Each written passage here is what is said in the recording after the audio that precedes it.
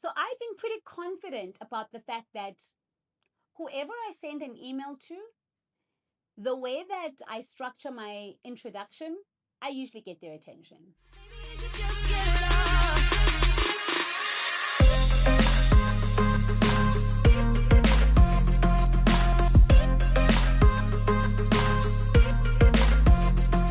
Hello and welcome back to my channel.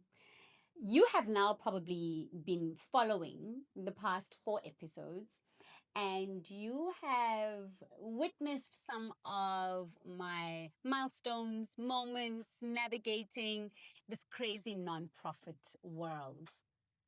Hasn't always been easy, but really the purpose of my channel is to kind of take you through all of the moments that I have been through, the decisions that I've had to make, both personally and professionally, that either move me away from the vision a bit or closer to the purpose.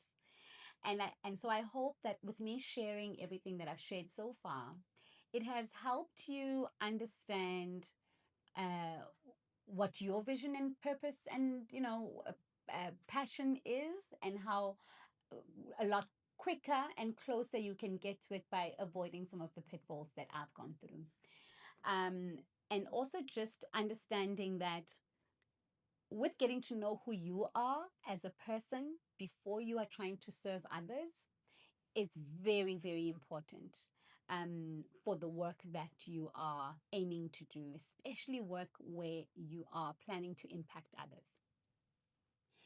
And so the work up until this point has really been about understanding who I am in the world of nonprofit while working for other major nonprofit organizations and corporate social responsibility companies that all helped on the journey of getting to where I am, right? All of that helped me understand what you need to build, what you need to be a part, what it means to be a part of a team and be a part of something big. And so all of those stepping stones and building blocks have really played their part. And it then got me in the last episode talking about once I understood all of that and moving from all of it being about me, moving it to we, but like a very intentional we. And I shared about all the trouble and the pitfalls that I went through with that was concerned. Um, and I can assure you, I've got a solid and tight board now who all bring value to the organization in one way or another. And so today I want to talk about one of my moments which really left me shaking in my boots a bit. Um, this moment left me feeling like, ow, Sibu, after all that you know and the people that you rub shoulders with, how did you miss that? And I'm talking about funding because at the end of the day, organizations, for the longest part in the early days, relied on external funding. That requires you writing an email, writing up a proposal, a concept note, submitting, and hoping for the best. Understanding the company that you've just submitted to, what their values are, what their mission is, and what they're trying to achieve, and hopefully your organization could possibly help them do that. And so at this point, I had been good about getting local donors and sponsors. I need bread. I get people to give me bread. I need school shoes. People give me that. I need a space to run a workshop. I get that. I need a printing company to print programs or a curriculum or a training manual. I would get that. So up until this point, I was really winging it. Of course, and using a lot of my own money as well. And that's another thing we don't talk about, right? But I'll definitely chat about that in upcoming episodes, where we need a lot of our own money to run and fuel the work that we do, especially in the beginning stages of your organization. And so I've been pretty confident about the fact that whoever I send an email to, the way that I structure my introduction, I usually get their attention. And so I kind of got really confident to apply for our very first international funding. Up until this point, everything's local. A little bit of my money, a little bit of other people's monies, and we would pull off our events and our training programs quite successfully. But now we wanted to scale. This was probably about 7 years ago. And we wanted to scale. We wanted to now move into other areas. We wanted to get more young people involved. And our money was just not going to get us there. And I saw an opportunity online. And at the time, there were very few portals. Now, my friend, so many funding portals out there. But back then, very few portals, a lot of organizations, right? You know what that means? Competition. But I was sure that we were doing the work. I knew we were doing the work. I knew we could do this. And we set out to apply. It was also in the early stages of donors using an online system, which they've perfected now. It's gotten better. But in the beginning stages, you needed to submit your information online first, then you submit your proposal. When I tell you, I sat up sleepless nights putting that proposal together. Let me tell you, this was before Grammarly. This was before you only had spell check. Okay? This was before AI. I put my heart and soul on that proposal. I tried to paint a picture of the work that we do in the communities that we work in. I tried to make sure that even though they were not here, that to some extent they could have a vision or an idea of what we do. I also submitted on time.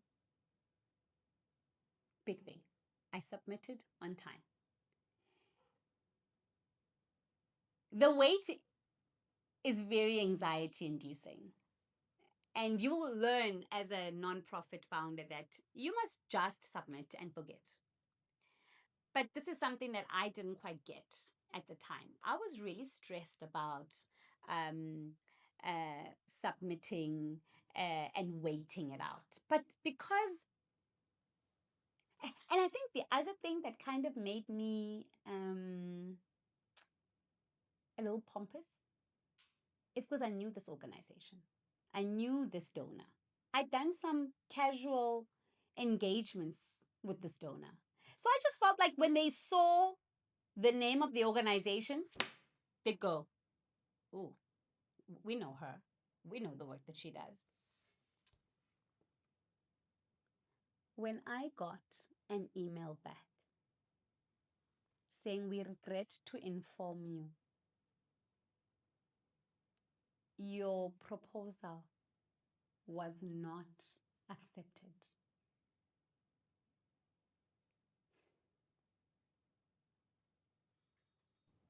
Don't tell my ex-husband this, but I feel like getting a divorce and being rejected by that very first international donor funding.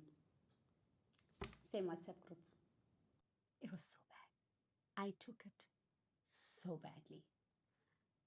I legit cried myself to sleep that night.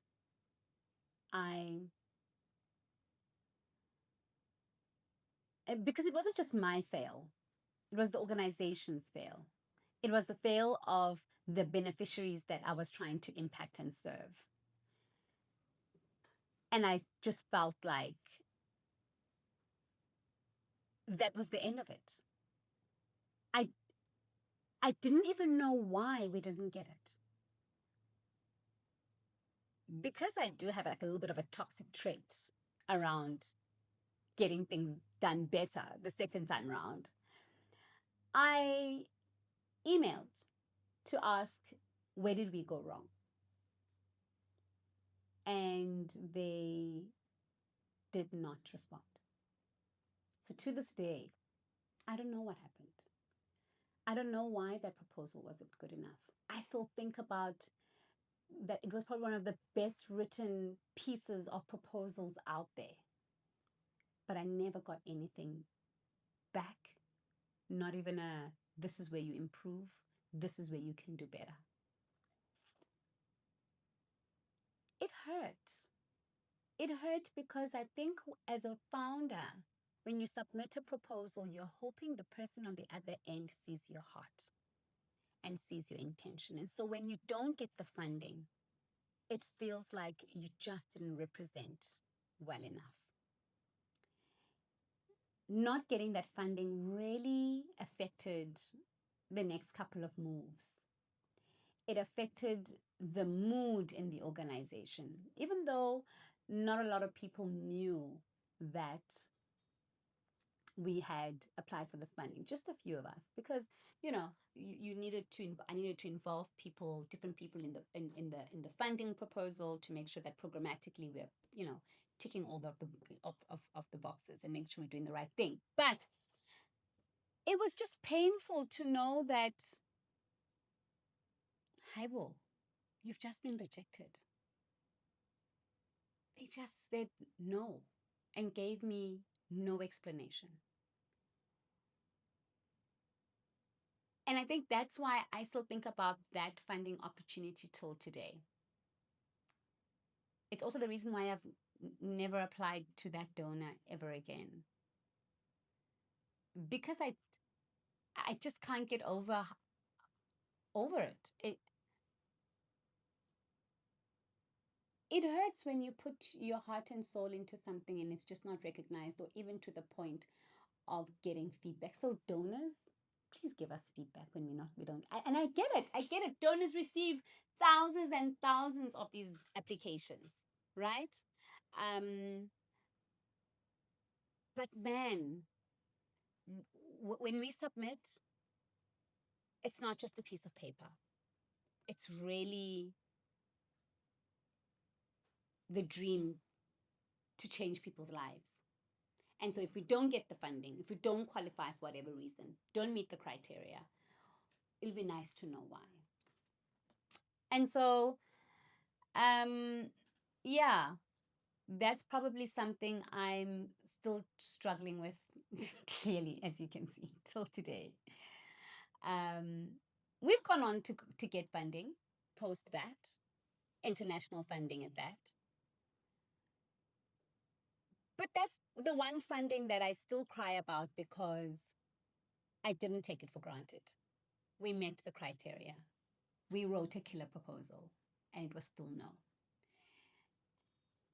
And so, as a nonprofit founder, in closing, I want you to know that you'll get that sometimes, and it may derail you for a little bit, but it shouldn't put a pause in what you do. You continue to submit funding proposals to the partners and the donors that fit your mission, because eventually you'll get it. And we, as impact drivers now, are living proof of that. That's it from me, Sibu, your non-profit expert and NGO queen. Cheers.